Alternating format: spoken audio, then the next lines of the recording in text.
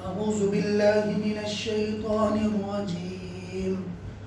بسم الله الرحمن الرحيم.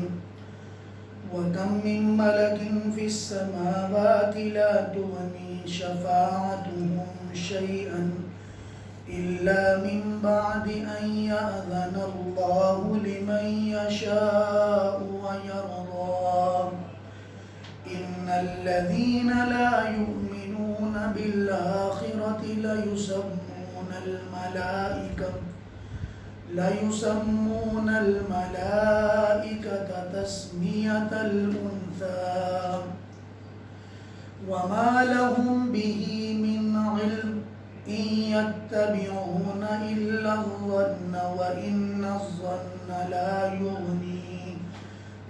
يغني من الحق شيئا.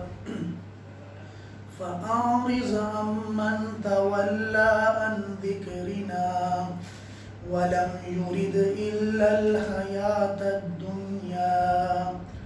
ذلك مبلغهم من العلم إن ربك هو أعلم بمن ضل عن سبيله وهو أعلم بمن اهتدى. ولله ما في السماوات وما في الأرض ليجزي الذين أساءوا بما عملوا ويجزي الذين أحسنوا بالحسنى. الذين يجتنبون كبائر الإثم والفواحش إلا اللمم إن ربك واسع المغفرة وأعلم بكم إذ أنشأكم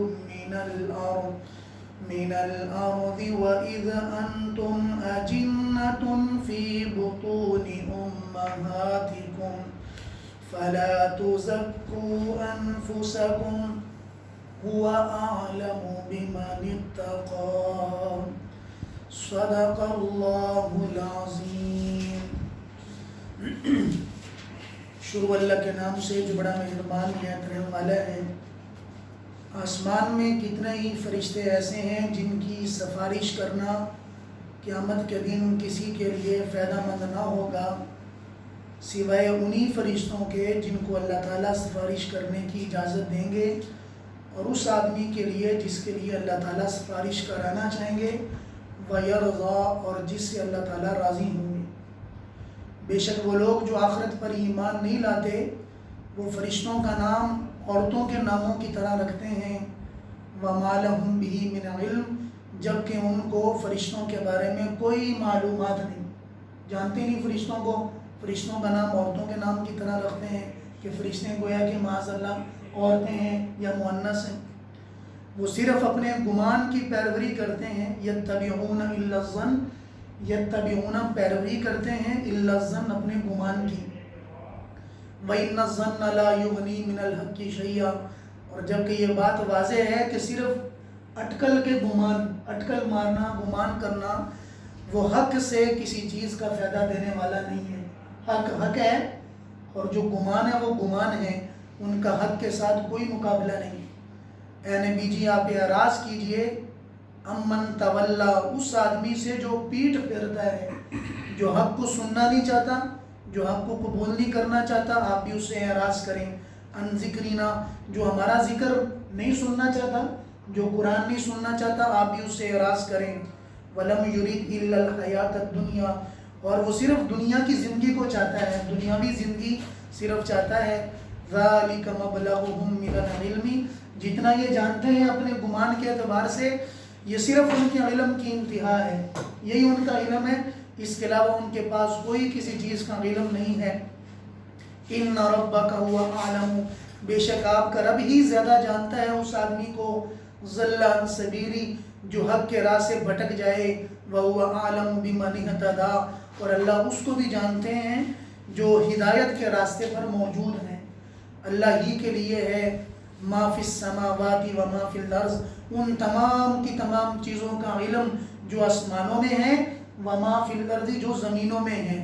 لیجزی الذین اساءوا بما عملوا، تاکہ اللہ تعالیٰ برائی کرنے والوں کو ان کی برائی کا بدلہ دے، ویجزی الذین احسنوا بالحسنی، اور ان کو بھی بدلہ عطا کر دیں جنہوں نے احسنوا، جنہوں نے اچھائیاں کی، اچھائی کے ساتھ اپنی زندگی گزاری، الذین یجتنبون کبائر الاثم والفواحش الا اللمم، بے شک وہ لوگ جو کبیرہ گناہوں سے بچتے ہیں اور والفواحش بدکاری سے بچتے ہیں، الا اللمم، ہاں ان سے کبھی صغیرہ گناہ بھی ہو گئے، بے شک آپ کا رب ان اللہ کی مغفرت وسیع ہے، واسع المغفرہ، اللہ کی مغفرت وسیع ہے، وہ تم میں زیادہ جانتا ہے، وہ تمہیں زیادہ جانتا ہے، وَأَعْلَمُ بِكُمْ، وہ تمہاری کیفیات کو زیادہ جانتا ہے، اِذْ أَنْشَأَكُمْ مِنَ الْأَرْضِ، اس دن سے جس دن اللہ نے تم کو زمین سے یعنی مٹی سے پیدا کیا، اس دن سے اللہ تمہیں جانتا ہے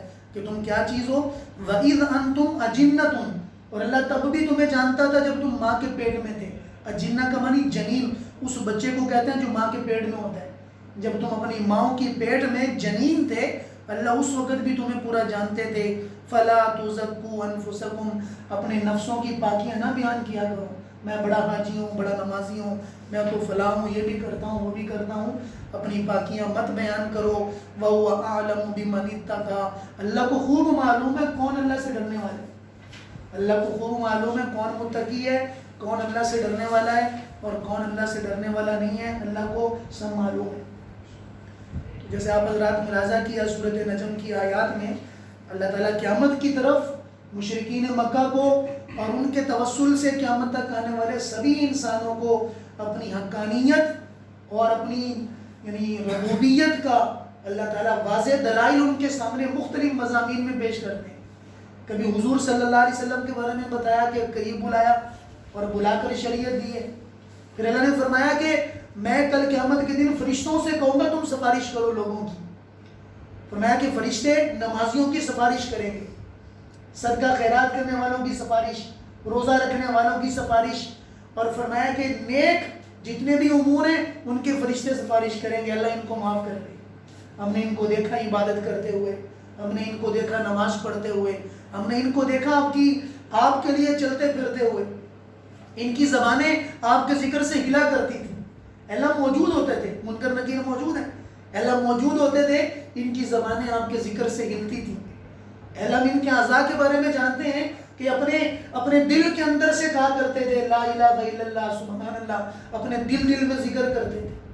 تو فرشتوں کی وہ جماعت جو ہر وقت انسان کے ساتھ موجود ہوتی ہے، فرمایا کہ وہ انسان کی سفارش کریں گے، لیکن اللہ فرماتے ہیں کہ ان کی سفارش بھی انہی لوگوں کے لیے فائدہ مند ہوگی جن کے لیے اللہ تعالیٰ قبول کرنا چاہیں گے، ہر ایک کے لیے نہیں ہے کہ جنہوں نے میرے نبی کے ساتھ مذاق اڑایا اور میرے نبی کا مذاق بنا کر تماشا کیا، فرمایا کہ ان کے لیے کوئی کسی کی سفارش اللہ کی بارگاہ میں مقبول نہیں ہوگی۔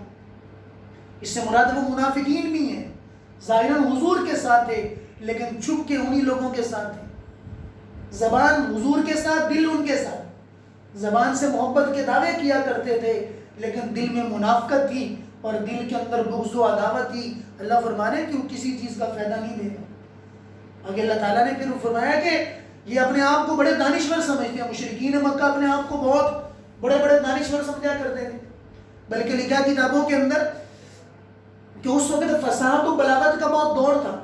فصاحت و بلاغت اس کو کہتے ہیں کہ آپ کی زبان کی تاثیر اتنی تیز ہو کہ آپ کے الفاظ کی کشش دوسروں کو اپنے سحر کے اندر مبتلا کر دیں، کہ بات کرنے کے اندر ایک عجیب تجربہ رکھتے ہوں اور بات کرنے میں اتنی گہرائی ہو، جیسے مثال کے طور پر مختلف مضامین مختلف نظریے سے پیش کیے جاتے ہیں اور مختلف لوگوں کی طبیعت کے مطابق پیش کیے جاتے ہیں۔ کئی لوگ جو ادیب ہوتے ہیں، جیسے اردو کا ہی ادب ہے، اب اردو کا ادبی ہم اگر لے لیں تو اردو کے ادب کے اندر بھی اگر کوئی بات کرے تو ہمیں کوئی سمجھے ہی نہیں، ایسی ادب کی باتیں گہرائی والی ہیں جیسے علامہ اقبال ہیں، اب ان کی ہم اگر کتابیں پڑھتے ہیں تو وہ ماشاءاللہ اتنی انہوں نے گہرائی کے اندر جا کے وہ باتیں کی ہیں کہ کئی بار پڑھنے کے بعد ان کا مضمون سمجھ آتا ہے۔ جبریل بال جبریل اور ان کی آپ کتابوں کا مطالعہ کریں جو حضور کی صفات میں حضور کی شان کے بارے میں کہی ہیں، اللہ اکبر، ایسی گہرائی ہے الفاظ کے اندر۔ تو اگر اردو کے اندر اتنی گہرائی ہے تو اس وقت کے جو عرب تھے، جو عربی کے اندر وہ سارے کے سارے درجے کراس کر چکے تھے، تو وہ اپنے آپ کو بہت فن کان سمجھتے تھے کہ ہم سے بڑا کوئی ہے ہی نہیں۔ حضور اکرم صلی اللہ علیہ وسلم کی جب بعثت ہوئی تو اس وقت ایک شاعر تھا جس کا نام تھا لبید، وہ موجود نہیں تھا، لیکن لبید کئی عرصے سے لکھا کتابوں میں 40 سال یا اس سے کم کا فاصلہ، اتنے عرصے سے لوگوں کے اوپر اپنی سحر امیز شاعری کی وجہ سے لوگوں کے اوپر اس کا ولولہ تھا، دبدبا تھا۔ لوگ کہتے تھے کہ اگر فصاحت و بلاغت کسی کے اندر ہے، لبید کے اندر ہے۔ وہ دنیا سے جا چکا تھا، اس کی بہن اپنے بھائی کے شعروں کی وارث تھی، تو وہ مکہ کے اندر جس کی زیادہ فصاحت و بلاغت ہوتی تھی تو بڑے کتبے نما لٹکا دیے جاتے تھے، تو اس کا لڑکا ہوتا تھا۔ تو کئی عرصے تک لبید کو کوئی ٹکر نہیں دے سکا، ساری دنیا آتی اس کے سامنے جھک جاتی۔ حضور اکرم صلی اللہ علیہ وسلم پر ایک صورت نازل ہوئی، آپ نے جا کر وہاں پر لٹکا دی۔ لکھا ہے کہ اس کی بہن صبح پڑھنے کے لیے آئی، اپنے بھائی چکر کاٹا کرتی تھی، جب اس نے اپنے بھائی کے شعروں کے ساتھ یہ آیت دیکھی تو اپنے سر پہ یوں زور زور سے ہاتھ مار کے کہتی ہے، زمین میں گر گئی اور اپنے بھائی کے وہ تختیاں اتار کر زمین میں پھینک دی۔ اے بھائی تیرا یہ دور دنیا سے ختم ہو گیا، اے بھائی تیرا دور ختم ہو گیا۔ واللہ ما ھذا کلام البشر، یہ کسی بندے کا کلام ہی نہیں ہے۔ ایسی فصاحت و بلاغت، ایسے الفاظ کا توازن، ایسے الفاظ کی قوت، ایسے الفاظ کے اندر سیر ہے۔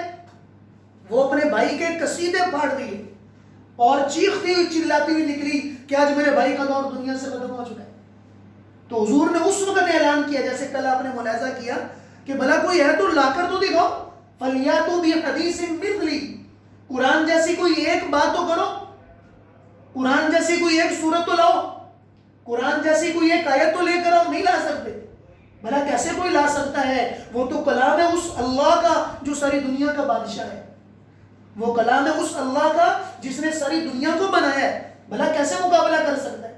اللہ نے فرمایا کہ تم اپنے آپ کو فن خان سمجھتے ہو اور اپنی فن خانیوں کی وجہ سے فرشتوں کے نام عورتوں کے نام کی طرح رکھتے ہو، عورتوں کی طرح نام رکھ دیے، وہ بھی عورتیں ہیں، اور ان کے بارے میں ایسی ایسی باتیں کرنا اپنی مجلسوں میں بیٹھ کر۔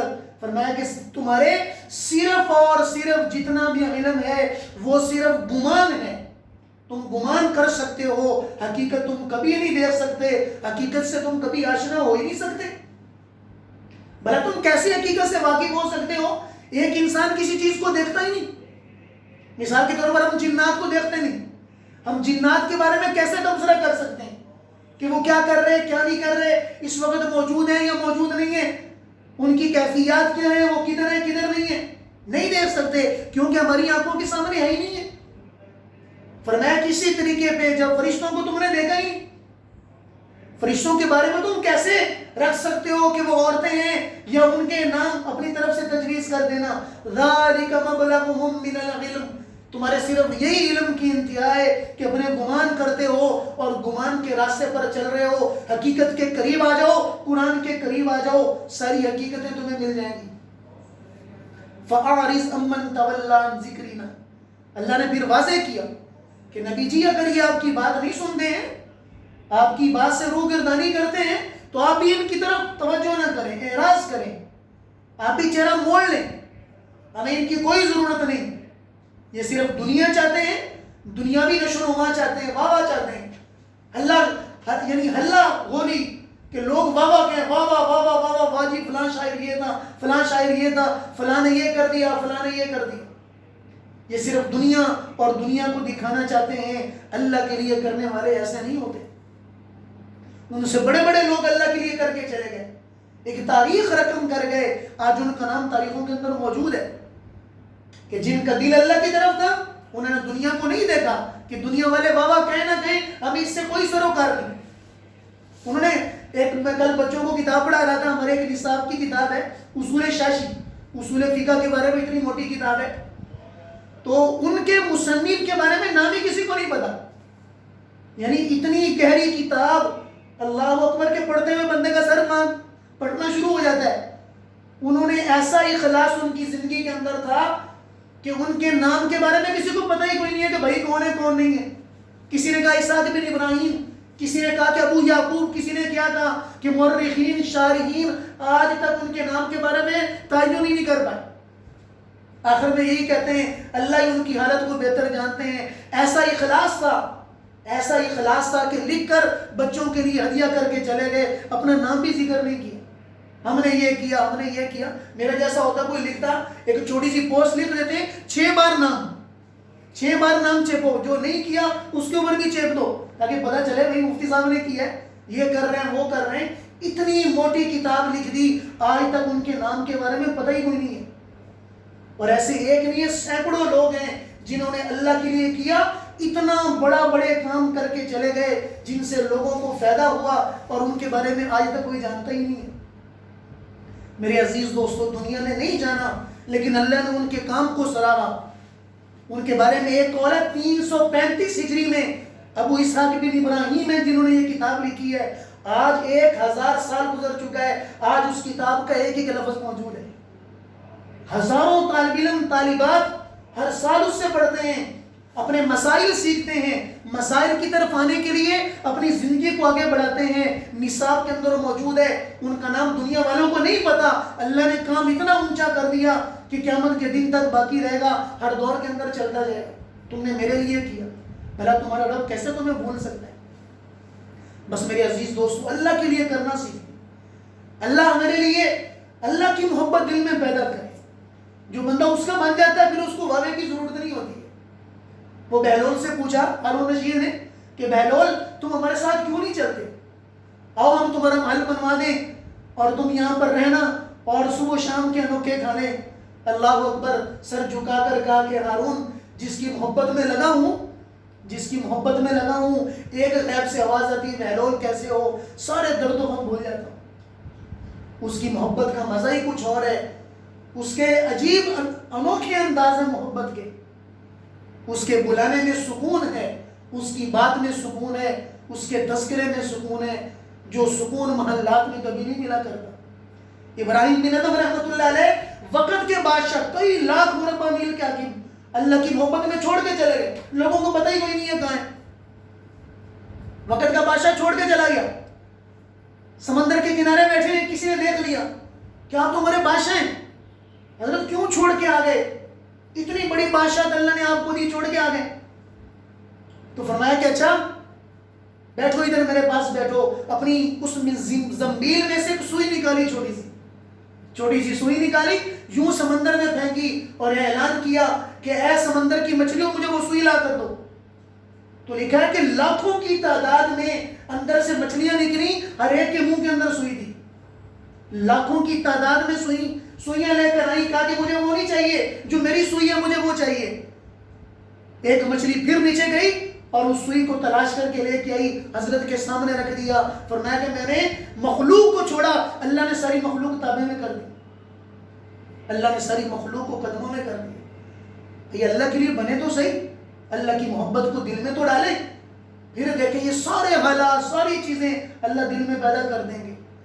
اللہ ہر ایک چیز کی انسیت اللہ دل میں پیدا کر دیں گے. جب اللہ جنت کی ایک انسیت دل میں آنکھوں کے ذریعے سے دکھائیں گے. اس لیے فرمایا کہ جس کو نماز میں نماز پڑھنے کا مزہ لگ جاتا ہے نا، جس کو قرآن نماز میں پڑھنے کا مزہ ایک بار لگ جائے، بس پھر اس کے اپنے ہی مزے ہیں، پھر اس کی زبان رکا نہیں کرتی. پھر کئی گھنٹے گزر جاتے ہیں، پتہ ہی نہیں چلتا کہ میں کتنا وقت میں نے گزار دیا. وہ باندھی جو ہے رات کو مصلے پہ کھڑی ہو کے اونچی اونچی آواز میں کہہ رہی ہے اے اللہ آپ کو محبت کی قسم میرا یہ کام کر دیجئے. دوسرے کمرے میں آقا نے کہا کہ باندھی یہ نہ کہو بلکہ یہ کہو کہ مجھے آپ سے محبت کی قسم. نماز سلام پھیر کر جذبات میں آ کر کہنے لگی اے میرے آقا اگر اس کو مجھ سے محبت نہ ہوتی ساری رات یوں بیتا مصلے پہ کھڑا نہ کرتا اور تمہیں میٹھی نیند نہ سلاتا. الہی لا یطیب اللیل، اے اللہ رات تو اچھی نہیں لگتی جب تک آپ سے باتیں نہ کرو. ہم تو کئی اور باتوں سے خوش ہو رہے ہیں. بس اللہ کی محبت دل میں پیدا کریں، پھر دیکھیں زندگی میں سکون اور زندگی کے اندر طمانینت اور زندگی کے اندر شوق ولولہ کیسے آتا ہے. اللہ کی دوستی کی کوشش کریں، اللہ کے دوست بننے کے لیے بڑھیں. ایک قدم ہم بڑھائیں گے، فرمایا کہ میں 3 قدم بڑھاؤں گا. تم چل کر آؤ گے، میں دوڑ کر آؤں گا، ہر جگہ تم مجھ کو موجود پاؤ گے. تم میرے بنو تو صحیح. بس اللہ کے بننے کی کوشش کریں. یہ قرآن و حدیث، اللہ کی باتیں کہنا، اللہ کی باتیں سننا، یہ اللہ کی محبت میں قریب ہونے کا ذریعہ ہے۔ اللہ تعالیٰ ہمیں اپنی محبت کے قریب کر دیں اور اللہ کے احکامات میں سکون پیدا کریں، سکون کے ساتھ اللہ کے احکامات کو پورا کریں انشاءاللہ الکریم۔ اللہ تعالیٰ جو ہے سبھی میرے آپ کے جتنے آج ہم الجھے ہوئے الجھنوں میں، دنیا کی الجھن، فلاں چیز کی الجھن، گھر کی الجھن، فلاں چیز کی الجھن، ساری الجھنیں اللہ ان میں ایسی برکت پیدا کریں گے کہ جب خدا کی طرف سے برکتیں ہوگی پھر یہ ساری الجھنیں ختم ہو جائیں گی، پھر ماتھے پہ بل نہیں آئیں گے، ماتھے پہ سکون آئے گا، چہرے پہ مسکراہٹ ہوگی، ساری پریشانی اللہ خود بخود ختم کر دیں گے۔ اللہ تعالیٰ ہم سب کو بھائی اپنی محبت میں ان کے اعمال میں لگنے والا بنائے۔ وآخر دعوانا الحمدللہ۔